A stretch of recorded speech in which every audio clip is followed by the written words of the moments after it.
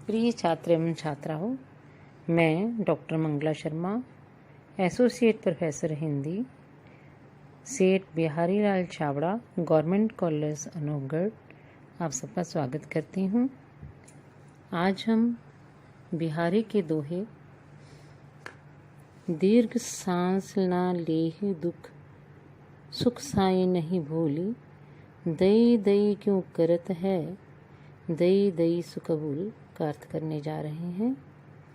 शब्दों का अर्थ देखें। दीर्घ लंबी, लेहु लेना, सुख साई सुख में स्वामी को, दई दई हा देव, दई दी है, दई दई ईश्वर ने जो प्रदान किया है, सु उसी को, कबूली स्वीकार कर ले। प्रस्तुत दोहे में कोई गुरु अपने विपत्तिग्रस्त शिष्य को सांत्वना देते हुए कहता है कि तू इस विपत्ति में दई दई अर्थात हे देव क्यों कर रहा है। जो विपत्ति देव ने दी है उसी को अंगीकृत कर अर्थात स्वीकार कर, तू दुख में लंबी सांस ना ले और सुख में स्वामी को ना भूल। इस आई हुई विपत्ति के समय दुख के कारण दीर्घ निश्वासें तू मत ले और ना ही तुझे सुख के स्वामी को भूलना चाहिए। तू इस विपत्ति के समय हा देव क्यों करता है। ईश्वर ने जो कुछ भी सुख या दुख तुम्हें प्रदान किया है उसी को स्वीकार कर ले।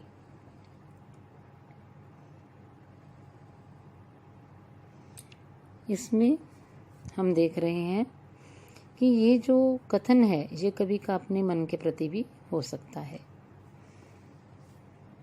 कि सुख अथवा दुख ईश्वर प्रदत्त है, ऐसा मानकर तू उसे ग्रहण कर ले, तभी तुझे सुख मिलेगा।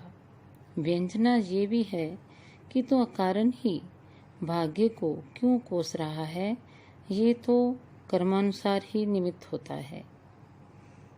इसमें द्वितीय चरण में दई दई पद में पुनरुक्ति प्रकाश, द्वितीय चरण के उत्तरार्ध में जो दई दई पद में अभंग जमक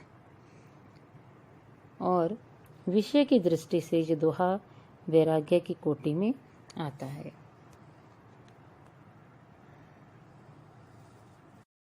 बिहारी का अगला दोहा है कहत नटत रीजत खीजत, मिलत खिलत लजियात, भरे भौन में करत है, नैनन ही सो बात। शब्दों के अर्थ देखते हैं। नटत नटना, अस्वीकार करना, रीजत मुग्ध होना, खीजत खींच जाना, खिलत आनंद से खिल जाना या प्रसन्न हो जाना, लजियात लज्जित होना, भरे भौन लोगों से भरे हुए घर में। नायक नायिका की चतुराई से, आंखों की चेष्टा से हृदय के स्वभावों को परस्पर प्रकट कर देने का वर्णन एक सखी दूसरी से करती है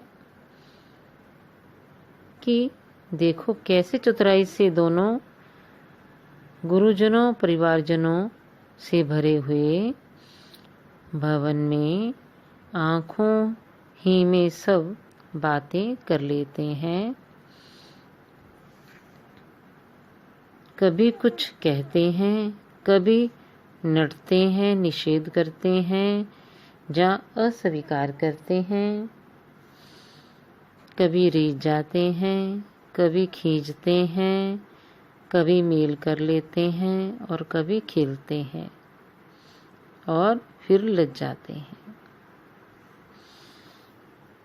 एक सखी दूसरी सखी से कहती है कि परिवारजनों से पूर्ण घर में भी अपने नेत्रों के संकेतों से समस्त बातें नायक नायिका कर लेते हैं। जैसे कि नायक की प्रार्थना करने पर नायिका उस प्रार्थना को अस्वीकार कर देती है। इस बात पर नायक ना का आशय हाँ से लगाते हुए उस पर मुग्ध हो जाता है, पर अपने पर नायक को मुग्ध जानकर नायिका खीस का भाव प्रकट करती है। उसकी इस बनावटी खीस में भी प्रेम की व्यंजना निहित है।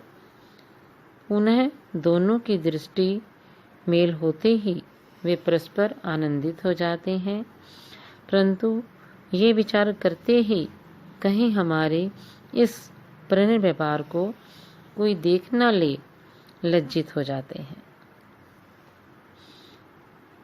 तो हम देख रहे हैं कि ये दोहा कितना अच्छा बन पड़ा है। बिहारी के बारे में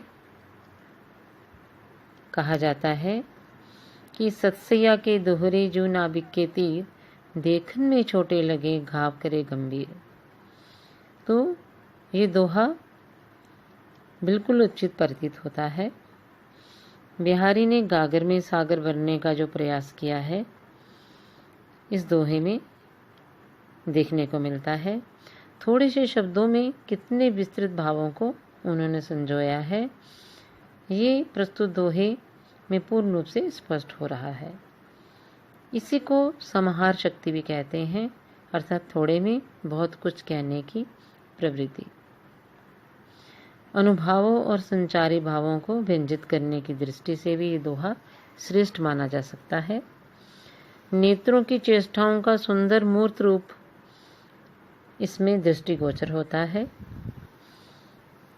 हम देख रहे हैं कि इस दोहे के अंदर कितने अलंकारों का प्रयोग किया गया है। इसमें दीपक अलंकार का प्रयोग किया गया है। दोहे के द्वितीय चरण में विभावना का प्रयोग किया गया है। समस्त दोहे में अनुप्रास विद्यमान है। भरे बोन में 6 का अनुप्रास है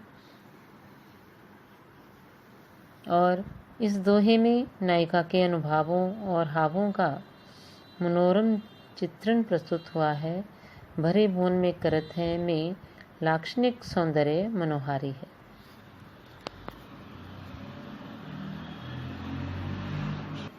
बिहारी का अगला दोहा है, थोरे हो गुण रीझते बिसराई वे बानी, तुम खाना मानो भय आजकल के दानी। शब्दों के अर्थ देखते हैं। रीझते प्रसन्न हो जाते थे, बिसराई भुला दी है, बानी आदत स्वभाव, आजकल जैसे। प्रस्तुत दोहे में कोई भक्त भगवान कृष्ण के द्वारा उसका उद्धार न करने के कारण उनको उलाहना देते हुए कहता है कि हे कृष्ण जी, पहले तो आप भक्त के थोड़े से ही गुणों पर रीझ जाया करते थे, परंतु अब ऐसा प्रतीत होता है आपने अपनी उस प्रसन्न होने वाली आदत को भुला दिया है। तभी तो आप मुझ भक्त पर अनुग्रह नहीं करते। ऐसा दिखाई देता है कि मानो कृष्ण जी आप भी आजकल के कलयुग के दानी जैसे हो गए हो। कहने का भाव यह है कि जिस प्रकार वर्तमान कलयुगी दानी जाचक के गुणों पर मोहित नहीं होते, उसी प्रकार आप भी मेरे गुणों पर आकर्षित नहीं हो रहे हो। इसमें हम देख रहे हैं, एक बार फिर से देखें कि कृष्ण, हे कृष्ण, आप पहले तो थोड़े ही गुणों पर रीझ जाते थे, वह आदत आपने भुला दी है। मानो आप भी आजकल के दानियों के समान हो गए हो। थोड़े ही गुणों पर रीझते और भय आजकल के दानी। इन खंड वाक्यों में व्यंजित होता है कि पहले तो तुम थोड़े ही गुणों पर रीझ जाते थे, पर अब यद्यपि मुझ में बहुत से गुण हैं तथापि उस पर तुम नहीं रीझते। जैसे कि आजकल के दानी कितना ही गुण हो पर उसका आदर नहीं करते। यदि इस दोहे का अर्थ किसी कृपण नरेश को संबोधित करते हुए किया जाए तो ये अर्थ होगा कि हे आश्रयदाता नरेश, आप अब तक तो अपने आश्रित कवियों के थोड़े से काव्य गुणों पर ही प्रसन्न हो जाते थे, किंतु अब अच्छी से अच्छी कविता करने पर भी आप रीझते नहीं हैं। भाव यह है कि कवि के मामूली से काव्य गुणों से प्रभावित होकर आप पहले तो उन्हें बहुत कुछ दान दे दिया करते थे, किंतु अब आप वैसे नहीं रहे। इस प्रस्तुत दोहे में कवि ने अपने समय के दानदाताओं पर करारा व्यंग्य किया है। इसमें वृत्त्यनुप्रास और उत्प्रेक्षा अलंकार का प्रयोग किया गया है। अगला दोहा है, कब को टेरत दीन रट होत ना श्याम सहाय, तुम्हु लागी जगत गुरु जग नायक जग बाई। शब्दों के अर्थ देखें। कब को मैंने कितने समय से, टेरतु पुकारता हूँ, दीन रट दीनतापूर्ण रट लगाना, श्याम कृष्ण भगवान, सहाय सहायक, तुम हो तुमको भी लागी लग गई है, जगबाई संसार की हवा। प्रस्तुत दोहे में कवि श्री कृष्णचंद्र को उल्हाना देते हुए जगत के रंग ढंग पर कटाक्ष करते हैं कि हे श्याम, मैं कब का बहुत समय से दीन रट दीनता से भरी हुई रट से तुमको टेर पुकार रहा हूँ, पर तुम सहाय नहीं होते। ऐसा लगता है मानो तुमको भी हे जगत के गुरु जग नायक जगत की हवा लग गई है, अर्थात निर्दयी संसार निवासियों का प्रभाव तुम पर भी पड़ गया है। यद्यपि ये बात ना होनी चाहिए, क्योंकि गुरु तथा नायक का प्रभाव शिष्यों तथा सामान्य जनों पर पड़ना चाहिए, पर ये उल्टी बात हुई है कि उनका प्रभाव जगत गुरु और जगनायक पर पड़ रहा है।